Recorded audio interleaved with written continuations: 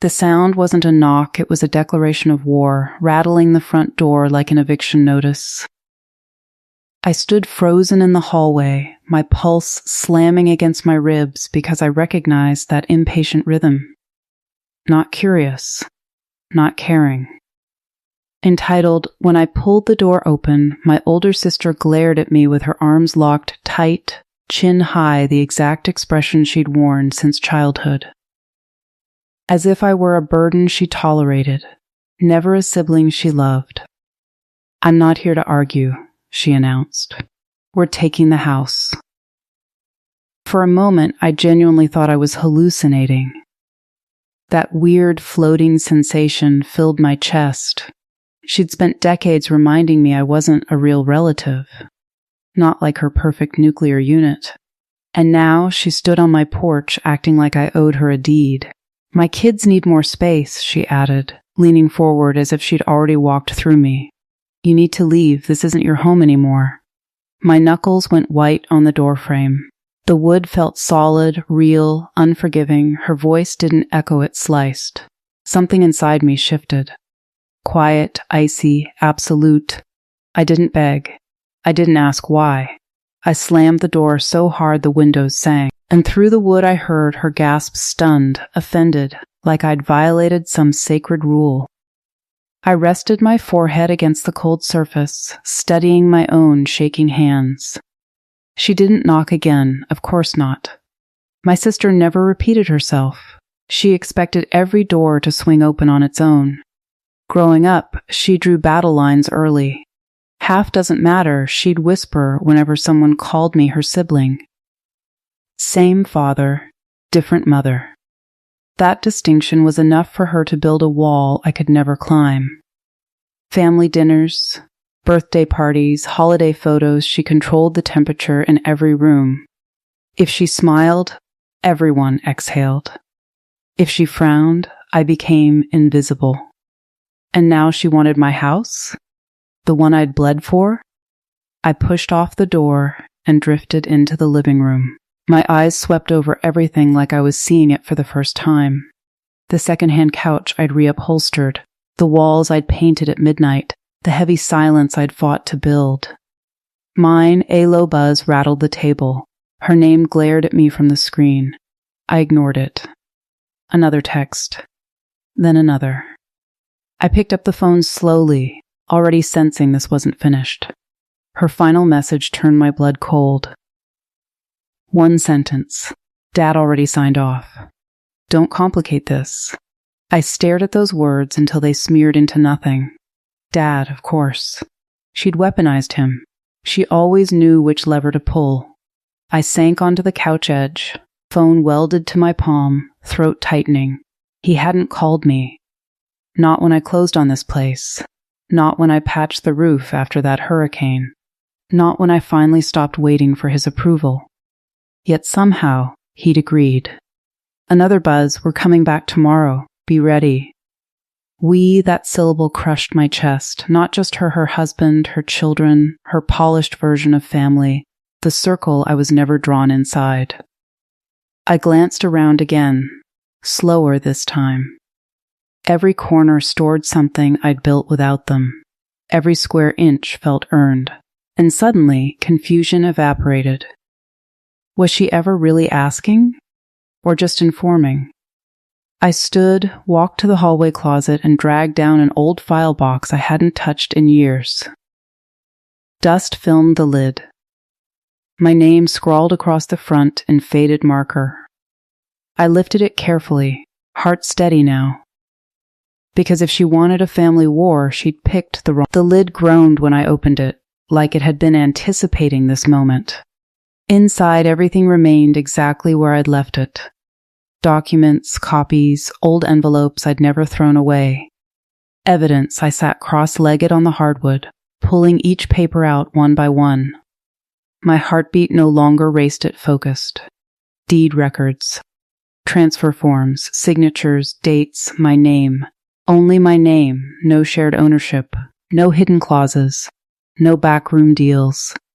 I exhaled a breath I hadn't realized I'd been clutching. But something still gnawed at me because my sister never bluffed. If she claimed Dad had agreed, then he must have said something. My phone buzzed again. Not her this time. Him. I stared at his contact name longer than comfortable. Years of distance sat between us, heavy and unhealed. Still, I answered. His voice came through smooth. Too smooth. You should have told me you were struggling, I frowned. Struggling with what? A pause. Then, with selling the house. My grip tightened. I'm not selling anything, I said low and sharp. Silence stretched between us like a wire about to snap. Then he exhaled and said something that froze the room. She told me you already agreed. For a second, I couldn't breathe. Not from shock, because it finally clicked. She hadn't misunderstood. She'd rewritten reality. I never said that, I replied, each syllable deliberate. Another longer pause. I could hear him recalculating, rearranging facts in his head. She showed me screenshots, he said carefully. Of course she did. My eyes drifted to the open file box, proof in one hand, lies in the other. Then she showed you edited ones, I answered. Because I've never agreed to anything, not once, not ever. Silence again, but different now. Wobbly, he wasn't certain anymore. She claimed you were overwhelmed, he added. That you couldn't manage the place alone. I almost laughed, not from humor, from predictability. She's been saying I don't belong my whole life, I said. And now suddenly I can't survive without her? His breathing changed. Subtle, uncomfortable. She's bringing her family tomorrow, I continued. You should be here when she does. A beat. Then he said, quieter than I'd ever heard him, I will be. I didn't sleep. Not from fear, because I needed everything arranged. The house felt different that night, not vulnerable, not threatened. Ready. I laid the documents neatly on the dining table. Deed transfer papers. Payment ledgers. Facts don't shout, they wait. Morning arrived heavy and still. Right on schedule. Tires crunched on gravel. Multiple doors thudded shut. Voices layered over one another, hers leading. Confident, like she was marching into a foreclosed property she'd already won. Then the knock came again. Louder, sharper, I opened the door before she could hit it twice. She smiled when she saw me small, satisfied, like she'd already cashed the check. Behind her stood her husband, her kids, and Dad. His eyes met mine.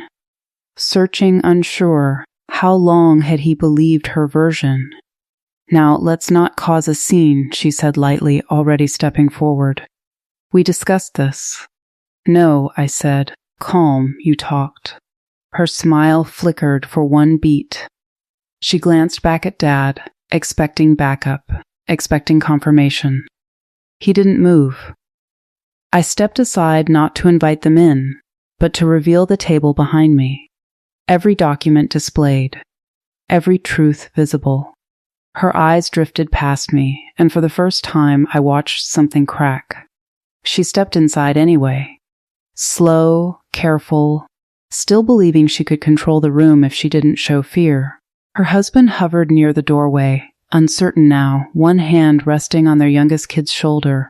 Even the children went mute. She walked to the table, scanning the papers without touching them. This doesn't mean anything, she said too fast. It means everything, I replied. Dad moved closer finally. He picked up the top document, reading it completely this time, not skimming, not assuming. The silence thickened. Her confidence didn't disappear. It morphed. Sharper, defensive, you're blowing this out of proportion, she said, turning toward him. She told me she couldn't handle it. She wanted help. I held her stare. Show him the messages.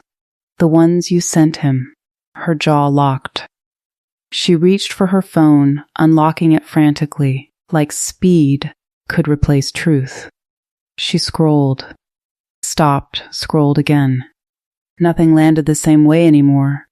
Because this time he was watching closely. Why are there missing texts? He asked quietly. She froze, just long enough. I stepped forward, voice steady. Because she deleted the parts where I said no, the room didn't explode. It crumbled in silence. My sister's mouth opened, but no sound escaped. Not denial, not rage, just nothing. Dad set the phone down on the table like it weighed too much. His eyes stayed on her, not me. "Is that true?" he asked. She swallowed, glanced at her husband, then at the floor. "I was trying to fix things," she finally said. "Taking something that isn't yours isn't fixing its theft." Her husband stepped back. One small movement that said everything. Even her kids leaned closer to him, away from her. Dad exhaled slowly, years of silence collapsing in one breath. "I should have asked you first," he said, meaning me. Not an apology, but the closest I'd ever receive.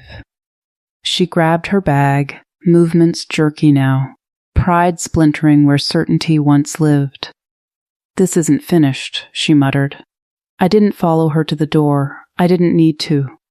The house stayed still after they left. Still mine, and for the first time in my life, I didn't feel like I had to justify my place in it. If this story hit home, hit like and subscribe to Winds of Thought for more deep cuts on family, boundaries, and survival.